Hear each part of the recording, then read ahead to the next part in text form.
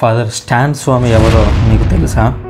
ఆయన ఈరోజు నీ జీవితంలోనూ నా జీవితంలోనూ ముడిపడి ఉన్నటువంటి ఒక ఘటనను లేపడానికి, మనలో ఉన్న నిద్రాణమై ఉన్నటువంటి శక్తిని మేల్కొల్పడానికి ఆయన తన జీవితం అంతా కృషి చేశారు అనేటువంటి విషయం మీకు తెలుసా? ఒక ప్రభుత్వం అనేటువంటి ఒక వ్యవస్థ చేతిలో ఆయన హత్యకు గురయ్యారు అని చెప్పడంలో అతిశయోక్తి లేదు అనేటువంటి విషయం మీకు తెలుసా? ఫాదర్ స్టాన్ స్వామి గురించి మీకు ఏ విషయాలు తెలియకపోయినట్లయితే ఈ వీడియో చూడండి. ఖచ్చితంగా మీకు ఫాదర్ స్టాన్ స్వామి చేసినటువంటి కృషి ఏమిటో, దాని వెనుక మనం ఏం చేయాలని ఆయన కోరుకున్నారో మీకు అర్థమవుతుంది. ఫాదర్ స్టాన్ స్వామి 1937లో ఇప్పుడు తమిళనాడులోని, అనగా అప్పుడు మద్రాస్ ప్రెసిడెన్సీ, సో అప్పుడు ఆయన ట్రిచీలో జన్మించారు. ఆ తర్వాత 1970లో ఆయన గురువు అయ్యారు. గురువు అయిన తర్వాత ఆయన ఫిలిప్పీన్స్కి వెళ్ళి ఫిలిప్పీన్స్లో మాస్టర్స్ పూర్తి చేశారు. మాస్టర్స్ అనేది సామాజిక శాస్త్రంలో ఆయన పూర్తి చేశారు. ప్రజలకు ఏ విధంగా సహాయపడాలి, సామాజిక సేవ అనేది ఏ విధంగా చేయాలి అనేది ఆయన ఫిలిప్పీన్స్లోనే నేర్చుకున్నాడు.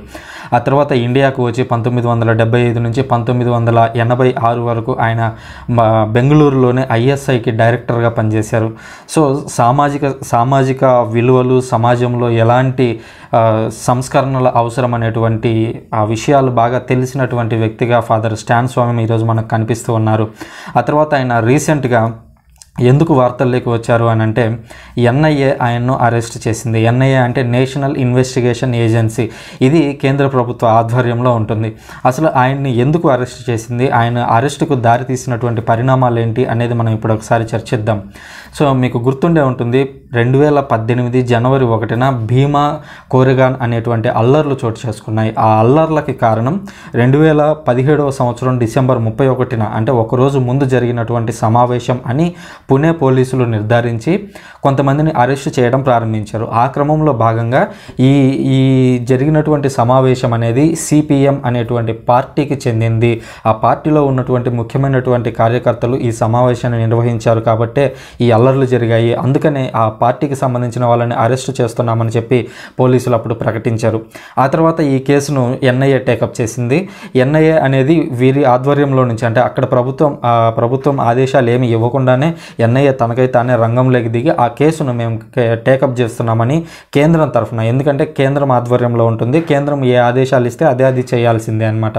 సో ఆ విధంగా కేంద్రం ఆదేశాల మేరకు అది తీసుకొని విచారణను ప్రారంభించినటువంటి క్రమంలోనే 2020 అక్టోబర్ 8న ఫాదర్ స్టాన్ స్వామిని అరెస్ట్ చేసింది. సో అరెస్ట్ చేసినప్పుడు ఆయన మీద మోపినటువంటి అభియోగాలు ఏమిటంటే, ఈయనకు సిపిఎం పార్టీకి సంబంధించిన, అనగా మావోయిస్టులతో సంబంధాలు ఉన్నాయి, మావోయిస్టు నేతలతో సంబంధం ఉన్నాయి, మావోయిస్టు నేతలతో ఈయన చర్చలు జరిపేవారు, వాళ్ళతో కలిసి కొన్ని సంఘాలను, కొన్ని సంస్థలను ఈయన ఏర్పాటు చేశారనేటువంటి అభియోగాలతో ఆయన అరెస్ట్ చేసి జైలుకు పంపించారు. జైలుకు పంపించిన తర్వాత ఆయన అక్కడ చాలాసార్లు బెయిల్ పిటిషన్ పెట్టుకున్నారు, తన ఆరోగ్యం బాగలేదని. ఎందుకంటే అరెస్ట్ చేసేటువంటి సమయానికి దాదాపుగా ఆయన వయసు 83 ఏళ్ళు. సో ఈ 83 ఏళ్ళ వయసులో ఆయనకు అప్పటికే పార్కిన్సన్ వ్యాధి ఉంది. పార్కిన్సన్ అంటే శరీరం స్టిఫ్గా ఉండదన్నమాట, ఊగుతూ ఉంటుంది. ముసలోళ్ళు అయ్యాక మనం సాధారణంగా చూస్తూ ఉంటాము. సో అలాంటి వ్యాధి ఒకటి ఉంది. అంతేకాక ఆయనకి చెవులు అనేవి సరిగా వినిపించేవి కాదు. సో ఈయన మెడికల్ గ్రౌండ్స్ మీద నాకు బెయిల్ ఇవ్వండి అని చెప్పి ఆయన చాలాసార్లు కోర్టులని ఆయన అడిగాడు. అయితే కోర్టులు మాత్రం ఆయనకి ఎలాంటి బెయిల్ ఇవ్వలేదు. ఎందుకు బెయిల్ ఇవ్వలేదు అని అంటే, ఇక్కడ ఒక కీలక విషయాన్ని మనం గమనించాలి. అదేంటంటే, చట్ట వ్యతిరేక కార్యకలాపాల చట్టం 1967 అనేటువంటి ఒక చట్టం కింద ఈయన అరెస్ట్ చేశారు. సో ఈ చట్టం ఉపా చట్టం అని పిలుస్తూ ఉంటారు, యూఏపీఏ అని చెప్పేసి. ఈ చట్టం వెనుక ఉన్నటువంటి ముఖ్య ఉద్దేశం ఏంటంటే, ఎవరైనా సరే ఒక ఉగ్రవాది లేదా ఇతను సమాజానికి థ్రెట్ అని భావిస్తే అతనికి బెయిల్ ఇవ్వకుండా చేసేటువంటి కొన్ని నిబంధనలు ఈ చట్టంలో ఉన్నాయి. సో ఆ చట్టం కింద ఇతన్ని అరెస్ట్ చేసింది. సో ఈ విధంగా అరెస్ట్ చేయడం వల్ల ఏమైందంటే, అతనికి బెయిల్ ఇవ్వడానికి వెంటనే అవకాశం దొరకదు. అయినప్పటికీ మెడికల్ గ్రౌండ్స్ మీద కొంతమందికి బెయిల్ ఇవ్వడానికి అవకాశం ఉంటుంది. ఆ అవకాశాన్ని కూడా ఇవ్వకుండా ఈ ఎన్ఐఏ అనేది కోర్టులో వాదించి అతనికి బెయిల్ ఇవ్వద్దు, అతను బెయిల్ ఇస్తే బయటికి వెళ్ళి సాక్షులను ప్రభావితం చేసేటువంటి అవకాశం ఉంది అని చెప్పేసి అతనికి బెయిల్ ఇవ్వకుండా ఎన్ఐఏ అడ్డుపడింది. ఫాదర్ స్టాన్ స్వామి చాలాసార్లు తనకు అనారోగ్యం అనిపించినప్పుడల్లా కూడా అక్కడికి వెళ్ళి కోర్టులో అడిగినప్పుడు ఈ ఎన్ఐఏ ప్రతిసారి కూడా అడ్డుపడుతూ వచ్చింది. ఆయన దాదాపు అక్టోబర్, నవంబర్, డిసెంబర్ 3 నెలల పాటు పూర్తిగా బెయిల్ అడిగాడు, కానీ ఇవ్వలేదు. సో ఇప్పటికీ ఆ బెయిల్ కేసు ఇంకా నడుస్తూనే ఉంది. ఆయన చనిపోయే నాటికి కూడా ఆ బెయిల్ ఇవ్వాలా వద్దా అనే చర్చ ఇంకా జరుగుతుంది. 84 ఏళ్ళ వయసు ఉన్నటువంటి ఒక వ్యక్తిని ఈ విధంగా కోర్టుల్లో పెట్టి కోర్టుల్లో అటు ఇటు తిప్పుతున్నారు. దానివల్ల ఏం ఒరుగుతుందో మనకైతే తెలియడం లేదు. సో ఇక్కడ ఇంకో విషయాన్ని మనం గమనించాల్సింది ఏంటంటే, జైల్లో ఆయన ఉన్నప్పుడు జైల్లో ఉన్నంత మాత్రాన తన యొక్క ఏదైతే చేసేటువంటి సామాజిక స్పృహ లేదా సామాజిక సేవ అనేది ఆయన అక్కడ వదిలిపెట్టలేదు. జైల్లో ఉండి ఆయన చేసిన పని ఏమిటో తెలుసా? తోటి ఖైదీలందరితో మాట్లాడడం ప్రారంభించాడు. ఆయన మాట్లాడుతూ ఉన్నప్పుడు అక్కడ ఖైదీలు ఆయనకు చెబుతున్నారంట, సార్ అసలు మేము ఎందుకు ఈ జైల్లో వచ్చి పడి ఉన్నామో కూడా మాకు తెలియదు, మా మీద ఏం ఛార్జెస్ పెట్టారో, అంటే మా మీద ఏం అభియోగాలు మోపారో, మా మీద ఏం నేరాలు పెట్టారో కూడా మాకు తెలియదు, మేము ఇక్కడ పడి ఉన్నామంటే కొన్ని సంవత్సరాలుగా మేము ఇక్కడ పడి ఉన్నామని ఫాదర్ స్టాన్ స్వామికి అక్కడ ఉన్నటువంటి ఎంతోమంది ఖైదీలు ఆయనకి చెప్తే, ఆయన ఆ విషయాన్ని తన మిత్రుడు ఒకరు బయట ఉన్నారు, వేరే ఫాదర్. సో ఆ ఫాదర్కి లేఖ ద్వారా తెలియజేశారు, ఇక్కడ ఉన్నారు చాలామంది ఉన్నారు, వాళ్ళు నాకు సాయం చేస్తున్నారు నిజంగా అని చెబుతూ వాళ్ళ యొక్క దీన పరిస్థితిని ఆయన బయటికి వివరించారు. అంతేకాకుండా ఆయన్ని జైలుకి తీసుకెళ్ళినప్పుడు సాధారణంగా మనం గ్లాస్ వాటర్ ఇస్తే గ్లాస్ని ఇలా పట్టుకొని తాగగలం, కానీ పార్కిన్సన్ వ్యాధి ఉన్న వాళ్ళకి ఏమవుతుందంటే చెయ్యి ఇలా ఊగుతుంటుంది. సో ఆ వాటర్ నేను తాగలేకపోతున్నాను, నాకు ఒక స్ట్రా ఇప్పించండి, నాకు సిప్పర్ అంటే ఈ విధంగా నోట్లో పెట్టుకొని తాగేది ఏదన్నా ఒక అవకాశం ఉంటే ఇప్పించండి అని చెప్పి అక్కడ అధికారులని ఆయన ప్రశ్నించినప్పుడు దాదాపు 2 నెలల పాటు ఆయనకి స్ట్రా ఇవ్వడానికి ఆలోచించారు జైలు అధికారులు. ఈ జైలు ఎక్కడ ఉందంటే ముంబైలో అనుకుంటాను. ఈ జైలు తలోజా జైలు దాని పేరు. సో ఈ తలోజా జైల్లో ఆయనకి ఆ స్ట్రా సిప్పర్ ఇవ్వడానికి కూడా 2 నెలల సమయం పట్టింది. ఆ 2 నెలల తర్వాత కూడా ఎందుకు ఇచ్చారో తెలుసా? నాకు ఇలాంటి సదుపాయం కావాలి, ఇది లేదు, నేను ఇబ్బంది పడుతున్నానని ఫాదర్ స్టాన్ స్వామి బయట ఉన్నటువంటి తన మిత్రుడికి లేఖ పంపిస్తే, ఆ లేఖ అనేది సోషల్ మీడియాలో బాగా వైరల్ అయిన తర్వాత సోషల్ మీడియాలో ఉన్నటువంటి ప్రజలు స్పందించి ఆయనకి ఈ స్ట్రాలు తర్వాత సిప్పర్లు కొన్ని ఆన్లైన్ ఆర్డర్ల ద్వారా ఆ జైలుకు పంపించారు. జైలుకు కుప్పలు తెప్పలు వచ్చి పడుతుంటే అప్పుడు అధికారులు స్పందించి, ఆ కోర్టులు స్పందించి, కోర్టు అయ్యా మీరు అది ఇయ్యండి అయ్యా లేకపోతే మనం పరువు పోతుంది అన్నట్టుగా తిడితే పోలీసులను అప్పుడు ఆ ఎన్ఐఏ వాళ్ళు వెళ్ళి ఆయనకి స్ట్రా సిప్పర్ ఇచ్చారు. అంత హీనమైనటువంటి పరిస్థితుల్లో ఉంచారు. సో ఇన్ని చేయడానికి అసలు ఫాదర్ స్టాన్ స్వామిని ఎందుకు కార్నర్ చేశారు అనేది మనం ఆలోచించినట్లయితే, ఆయన జార్ఖండ్లో పనిచేస్తున్నారు. జార్ఖండ్ అనేది గిరిజనులు ఎక్కువగా ఉండేది, ఆదివాసీలు, కొండ ప్రాంతాల్లో నివసించేటువంటి ప్రజలు ఎక్కువగా ఉండేది. సో ఆ ప్రజలకి మనకు తెలిసినంతగా చట్టాలు కానీ నాగరికత అనేది కానీ వాళ్ళకి తెలియదు. సో జార్ఖండ్లో సాధారణంగానే ఈ మినరల్స్ మైన్స్ అనేవి కూడా భూమిలో ఎక్కువగా ఉంటాయి. సో అక్కడ ఉన్నటువంటి కేంద్రం ఏం చేస్తూ ఉందంటే, కేంద్ర ప్రభుత్వం అక్కడ ఉన్నటువంటి భూములని ఏదో ఒక విధంగా ప్రజల నుంచి తీసుకోవాలి, ఆదివాసీల నుంచి తీసుకోవాలి, అక్కడ మైన్లు చేపట్టాలి, ఇలాంటి కార్యక్రమాలు చేపట్టాలని ప్రభుత్వం ప్రయత్నిస్తూ ఉంది. దానికి ఈయన ఫాదర్ స్టాన్ స్వామి అక్కడ ఉన్నటువంటి ప్రజల్లో చైతన్యాన్ని నింపేటువంటి ప్రయత్నం చేశారు. ఓకే, ఇది భూమి, దీని విలువ ఇది, దీంట్లో ఇది ఉంది, అందుకనే ప్రభుత్వం ఇలా చేయాలని ప్రయత్నిస్తూ ఉంది అని చెప్పి ఆయన అక్కడ ఉన్నటువంటి ప్రజలను, అక్కడ ఉన్నటువంటి దళితులు, ఆదివాసీలను ఎడ్యుకేట్ చేసేటువంటి ప్రయత్నం చేశారు. సో ఇది సాధారణంగానే ప్రభుత్వానికి నచ్చదు. ఇప్పటికే ఎంతోమందిని అర్బన్ నక్సలైట్ల పేరిట ఎవరైతే తమను క్వశ్చన్ చేస్తారు, ఇప్పుడు ప్రభుత్వం ఉంది పలాని విషయంలో నువ్వు ఫెయిల్ అయ్యావని ప్రభుత్వానికి చెప్తే ప్రభుత్వానికి మండుతుంది. మండినప్పుడు ఏం చేయాలి? తీసుకెళ్ళి జైల్లో పెట్టాలంటే వాళ్ళకి ఏదో ఒక రీజన్ కావాలి. అందుకని అర్బన్ నక్సలైట్లు అని చెప్పి ఎంతోమందిని తీసుకొని వెళ్ళి జైళ్ళల్లో పెట్టారు. సో అలాంటి సిచ్యువేషన్ ఇప్పుడు ఫాదర్ స్టాన్ స్వామికి కూడా ఎదురైంది. ఆయన్ని తీసుకొని వెళ్ళి ఈయన మావోయిస్టు, ఈయన ప్రజల్లో వ్యతిరేకతను రేకెత్తిస్తున్నారు అన్నట్లుగా తీసుకుని వెళ్ళి ఆయన్ని జైల్లో పెట్టినట్లుగా మనకు పేపర్లో వచ్చినటువంటి ఘటనలు అయితేనేమి, ఆ ఎన్ఐఏ చెబుతున్నటువంటి విషయాల ద్వారా మనకు అర్థమవుతుంది. ఆయన ఎన్నోసార్లు క్వశ్చన్ చేశారు. ఆయన రూమ్కి వెళ్ళారు. ఆశ్చర్యకరమైన విషయం ఏంటంటే, ఆయన రూమ్కి వెళ్ళి ఏదైనా ఆధారాలు దొరుకుతాయేమో అని చూస్తే ఆయన రూమ్కి వెళ్తే ఏం దొరికింది? ఒక మంచం దొరికింది. ఆ మంచం కూడా ఏదో చిన్నదంట, దాని మీద బెడ్ కూడా లేదంట, దుప్పటేసుకొని పడుకుంటాడంట. బెడ్ మీద ఒక చిన్న చైర్ ఉందంట, ఆ చైర్లో కూర్చొని చదువుకుంటాడంట. అది ఆయన జీవించేటువంటి తీరు.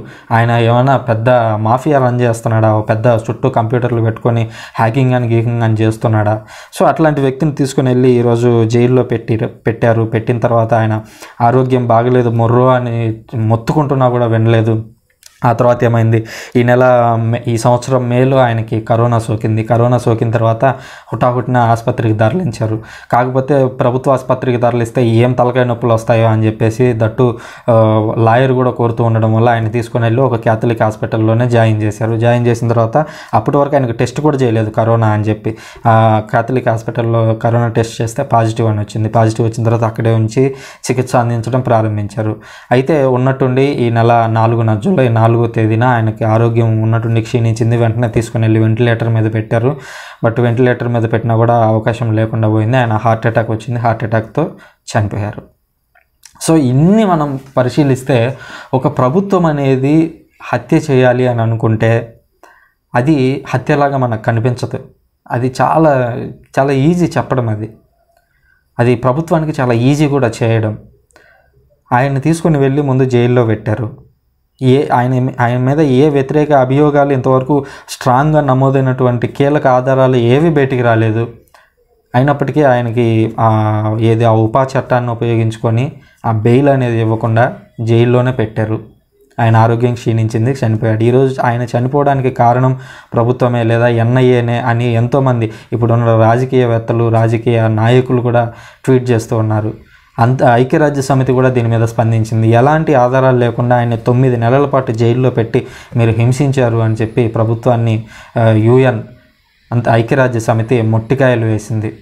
అదేవిధంగా ఈ CPI పొలిట్ బ్యూరో సభ్యురాలు ఒక ఆమె అయితే, మోదీ, అమిత్ షా మీకు ఇప్పుడు కళ్ళు చల్లారినాయా, మీకు ప్రశాంతంగా ఉందా, ఇప్పుడు ఆయన మీరే హత్య చేశారు, ఆయన్ని ఒక వ్యవస్థను ఉపయోగించుకొని మీరు హత్య చేశారని ఆమె అన్నారు. అదేవిధంగా చాలామంది నాయకులు, కాంగ్రెస్ నేతలు అయితేనేమి, CPM నాయకులు అయితేనే వాళ్ళందరూ కూడా ట్వీట్లు చేశారు. సో ప్రజాస్వామ్యం అనేది దేశంలో ఎలా అయిపోయింది, తమను క్వశ్చన్ చేసేవారిని ఏ విధంగా ప్రభుత్వం ముబ్బడిగా సమస్యలు తీసుకొని వచ్చి పెట్టి కేసులు పెట్టేసి ఎంతగా ఇబ్బందులు పెడుతుంది అనడానికి ఫాదర్ స్టాన్ స్వామి జీవితం ఒక ఉదాహరణ. ఫాదర్ స్టాన్ స్వామి జైల్లో ఉన్నప్పుడు మనం మాత్రం ఏం చేసాం? ఈరోజు చనిపోయినప్పుడు రిప్ అని లేదా బాధాకరమైన పరిస్థితులని మనం పోస్టులు పెడుతున్నాము, ఓకే మంచిదే. బట్ ఆయన జైల్లో ఉన్నప్పుడు మనం ఏమాత్రం చేయగలిగాము? అక్కడే ఆయన జార్ఖండ్లోనో ముంబైలోనో అరెస్ట్ చేస్తే ఆ జార్ఖండ్లోనో ముంబైలోనో 4 చోట్ల ప్రొటెస్టులు జరిగాయి. ఒక 2-3 బిషప్లు, ఆర్చ్ బిషప్లు పాల్గొన్నారు. అంతకుమించి మనం ఏమన్నా చేయగలిగామా? మన దేశంలో కార్డినల్ స్థాయిలో వెళ్ళి ప్రధానమంత్రిని, అమిత్ షాని, వాళ్ళందరినీ, హోంమంత్రిని కలిసేటువంటి అవకాశం ఉంది. పలాని సృజన అంటే వ్యక్తిగతంగా వెళ్ళి ప్రభుత్వానికి ఒక పిటిషన్ పెడితే దాన్ని పట్టించుకునేటువంటి నాదుడు ఉండడు. కనీసం ఓట్లైనా ఉంటాయి కదా, ఓట్ల కోసమైనా కూడా ఈ క్రిస్టియన్స్ అందరూ ఏకమైతే దీన్ని మనం సాధించుకునే వాళ్ళం. ఈరోజు ఒక వ్యక్తి అన్యాయంగా చనిపోకుండా ఈరోజు కాపాడుకునే వాళ్ళం. ఈరోజు ఆయన హత్యలో కేవలం ప్రభుత్వ భాగం మాత్రమే లేదు, మన భాగం కూడా ఉంది. ఎందుకంటే మనం విడిపోయి ఉన్నాం. క్యాథలిక్లుగా, ప్రొటెస్టెంట్లుగా, క్యాథలిక్కుల్లో మళ్ళీ కుల సంఘాలుగా, మళ్ళీ ఆయన ఏ సభకు చెందిన గురువు ఆ సభకైతే మనం సపోర్ట్ చేయాలి, ఈ సభకైతే మనం సపోర్ట్ చేయాల్సిన అవసరం లేదు. ఇట్లా విడిపోయి ఉన్నాం అన్ని చోట్ల. విడిపోయినప్పుడు ఏం జరుగుతుంది? అందరినీ కలిపి యూనిటీగా ఒక ముందుకు తీసుకెళ్లేటువంటి ఒక ఉద్యమం అనేది ప్రారంభం కావడం ఇంపాసిబుల్. సో ఇప్పటికైనా మనం క్రైస్తవులం అందరం కలిసి కళ్ళు తెరవాలి. ఏదైతే అన్యాయం జరుగుతూ ఉందో అది అన్యాయం అనేది క్రైస్తవులకు అన్యాయం జరిగితేనే మనం రెస్పాండ్ అవ్వాల్సిన అవసరం లేదు. ప్రతి చోట అన్యాయం అనేది ఎక్కడ జరిగినా కూడా క్రైస్తవుడు దాన్ని ఖండించాలి. అప్పుడే నిజమైన క్రైస్తవులం అవుతాం మనం. సో అలా మారాలి అని అంటే ఈరోజు అది ఫాదర్ స్టాన్ స్వామి దగ్గరే మన మార్పు మొదలు కావాలి. తప్పు ఎక్కడ జరిగినా మనం ఖండించాలి. ఈరోజు మనం రోడ్ల మీదకి వెళ్ళి ధర్నాలు చేయాల్సిన అవసరం లేదు. సోషల్ మీడియా మన ఒక ఆయుధం లాంటిది. అది సోషల్ మీడియాలో కనీసం స్పందించినా చాలా అది ఒక గొప్ప ఉద్యమంగా రూపుదిద్దుకుంటుంది ఈ రోజుల్లో. అలా సోషల్ మీడియా ఉద్యమాలు చేసినా కూడా తీసుకువెళ్ళి జైల్లో వేస్తున్నారు. అయినప్పటికీ మనం భయపడాల్సిన అవసరం లేదు. మన మీద ఎలాంటి నిందలు, ఆరోపణలు, మనం నేరాలు చేయనంతకాలం మనం భయపడాల్సిన అవసరం లేదు. మనం నోరు తెరిచి మాట్లాడడానికి ఎలాంటి వెనుకంజ వేయాల్సిన అవసరం లేదు. సో ఇప్పటికైనా కళ్ళు తెరుద్దాం. ఫాదర్ స్టాన్ లూర్దు స్వామి ఈరోజు మన మధ్యలో లేకపోవచ్చు, బట్ ఆయన అందించిన స్పిరిట్ గిరిజనులు, ఆదివాసీలు, దళితులు, బడుగు బలహీన వర్గాలు, అదేవిధంగా ఏదైతే కేసులు పెట్టేసి ఏ విధమైనటువంటి నేరాలు చేయకపోయినప్పటికీ కూడా కేసులు పెట్టేసి జైళ్ళల్లో ఉంటే వారి మీద ప్రజా ప్రయోజన వ్యాజ్యాలు వేసి వారిని బయటికి తీసుకొచ్చేటువంటి ప్రయత్నాలు ఫాదర్ స్టాన్ స్వామి చేశారు. ఈరోజు మన మీద అది ఆధారపడి ఉంది. మనం ఆయన చేసినటువంటి ఉద్యమాన్ని ఈరోజు మనం కొనసాగించాల్సినటువంటి అవసరం ఉంది. అలా కొనసాగిస్తేనే మనం ఫాదర్ స్టాన్ స్వామికి, కథోలిక శ్రీసభకు నిజమైనటువంటి వారసులుగా మారుతాము. కేవలం ఇక్కడ ఆధ్యాత్మికత అనేటువంటి కోణంలో మీరు చూడవద్దు. ఆధ్యాత్మికత అనేది సమాజంలో ఈక్వాలిటీ మనం తీసుకొని వచ్చినప్పుడే ఆధ్యాత్మికత అనే దానికి ఒక అర్థం ఉంటుంది. యేసుక్రీస్తు దానికోసమే ప్రయత్నించాడు. ఈక్వాలిటీ. పాపులు లేదు, శుంకరులు లేదు, పరిసయ్యులు లేదు, శాస్త్రులు లేదు, ధర్మశాస్త్రోపదేశకులు లేదు, సమరయులు లేదు, యూదులు లేదు, ఇజ్రాయేలీయులు లేదు, అందరూ ఒక్కటే అని ఆ రోజు యేసుక్రీస్తు బోధించాడు. ఈరోజు మనం కూడా అదే చేయాలి. అలా చేయాలంటే ఈరోజే మనం దానికి పునాదులు వేయాలి. Thank you.